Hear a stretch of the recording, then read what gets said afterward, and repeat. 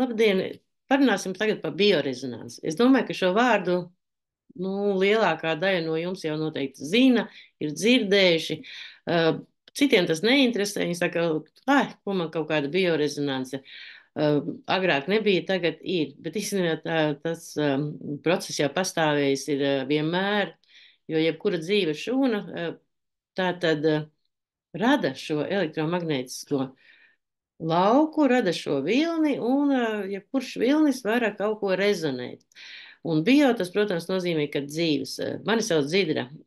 Un šo biorezonanci es tā kā sāku par to interesēties, uzzināt, izprast jau apmēram kaut kādus 12, 15 gadus atpakaļ, kad pirmo reizi arī to izdzirdēju, un arī man tas likās, kas tas tāds ir. Un tad jau sāku vairāk par to mācīties, studēt. Vārds studēt, tas nenozīmē, ka kādā augstskolā, bet saskroties ar biorezonances ierīci, kas saucas biorezonances terapijas ierīces, CENAR, kas strādā ar tātad šo iekšējo biorezonanci. Un tad arī ļoti daudz par to uzzināju. No sākuma man pašai bija diezgan tā jocīgi to saprast, izprast. Un pagāja diezgan daudz gadi, kamēr tagad jau es varu teikt, ka es saprotu, kas ir biorezonance. Es pilnībā šo vārdu izprotu. Un tāpēc gribēju arī jums par to pastāstīt. Kā jau jūs no skolas laikiem ziniet, no ķīmijas, no fizikas, no tā, ka viss mūsu organisms sastāv no tādas vienības kā atoms. Un atomā, protams, šis elektrons riņķojot rada vilni, rada elektromagnētisko starojumu, kas tātad izstaro apkārtējā vidē. Un arī mūsu organisms un jebkura dzīva un arī cita viela sastāv no šādiem atomiem, kas rada šo elektromagnētisko starojumu. Un tā kā orgāni, piemēram, tur aknas, kuņģis, smadzenes, nervu šūnas, viņas visiem cilvēkiem tomēr ir vienādi uzbūvētas un līdz ar to arī rada vienādu vai tādu kā normas koridorī esošu elektromagnētisko starojumu. Un tātad katrai dzīvai būtnei ir šāds starojums, par ko mēs varam pārliecināties arī ikdienā. Tāds vienkārši gadījums ieejot, piemēram, telpā vai veiklā, vienalga, kur satiekam nepazīstamu cilvēku, un mēs tā kā labi jūtamies viņam blakus, vai arī mums liekas, ka jāpiet kaut kur tālāk, mums nepatīk tātad šī cilvēka starojums.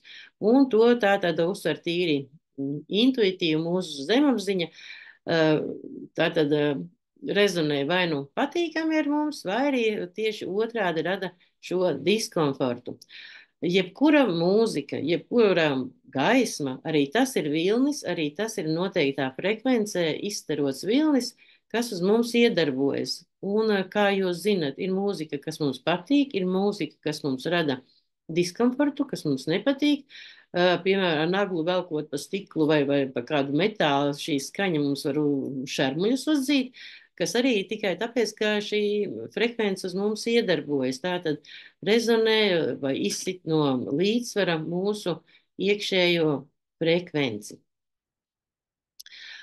Un daudz gadus tas tika pētīts, reģistrētas šīs cilvēka frekvences, reģistrētas frekvences, ko izstaro baktērijas, vīrusi, un uzkrāta ļoti daudz šie dati. Un ejot ar vien tālāk, zinātnieki arī saprata, ka šo var izmantot arī cilvēka labā. Var tātad kaut ko izdarīt, lai palīdzētu cilvēkam. Jo, ja mēs sākam slimot pat daudz, varbūt ilgāku laiku pirms slimošana, izmainās mūsu orgānu šīs frekvences, šī enerģētika, šis vilnis, kā viņu pareizāk nosaukt. Un tikai pēc tam mēs jau arī fiziski sajūtamies slikti, jo šeit ir mainījusies šūnu struktūra, mainījies šis orgānu sistēmas darbības princips. Un tad jau mēs varam iedarboties arī ar šādu aparātu, kas ir jaunākās tehnoloģijas patreiz. biorezonanses tehnoloģijas, kas strādā tieši ar šo rezonanci, un tā tad var atjaunot šūnos viņu normālo frekvenci, jo tā ir zināma, tā ir izpētīta, tā ir daudzus gadsimtus reģistrēta, un šūna rezonē, ja šeit ir bijusi šī frekvence, viņa pamazām atjauno savu normālo frekvenci. Un, kā zinat, šūnas nomainās mūsu organismā dažādā ātrumā. Ir šūnas, kas nomainās pat katru minūti, kā asins šūnas dažādas. Un arī ir šūnas, kas nomainās varbūt pusgadu, 9 mēnešu laikā, kas ir ar kaulu šūnām. Un šādi iedarbojoties uz organismu, tātad mēs izmainām jau atpakaļ šo frekvenci, kas ir normāla, un cilvēks tātad var jau dzīvot mierīgāk, jo viņam arī varbūt nemaz nesāksies saslimšana, kur varbūt sāka jau veidoties no šīs enerģētikas izmaiņām. Ja orgāns strādā normāli, tad šī frekvence arī neko neizmaina, jo tā ir normāls darbības frekvence.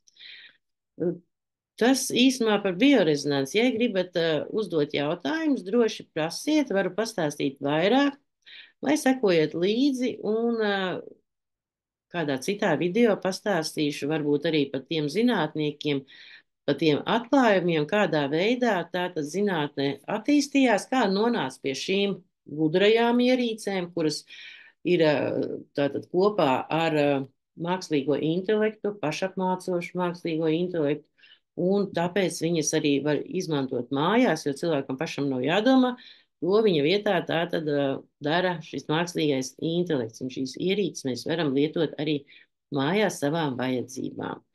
Tātad, ja interesē, droši sazinieties ar mani, un mēs sarunāsim vai nu tiešu tikšanos, vai arī vienkārši sekojiet līdzi un klausieties. Varbūt kaut kas būs tāds, ko uzzināsiet jaunu, vai arī kaut kas tāds, kas jums ieinteresēs. Vai arī, ja jūs kaut ko gribat iebilst, droši man nekad nav bailes no tā, kā varētu kāds kaut ko iebilst vai uzskatīt savādāk. Pagaidām mēs ar to beigsim.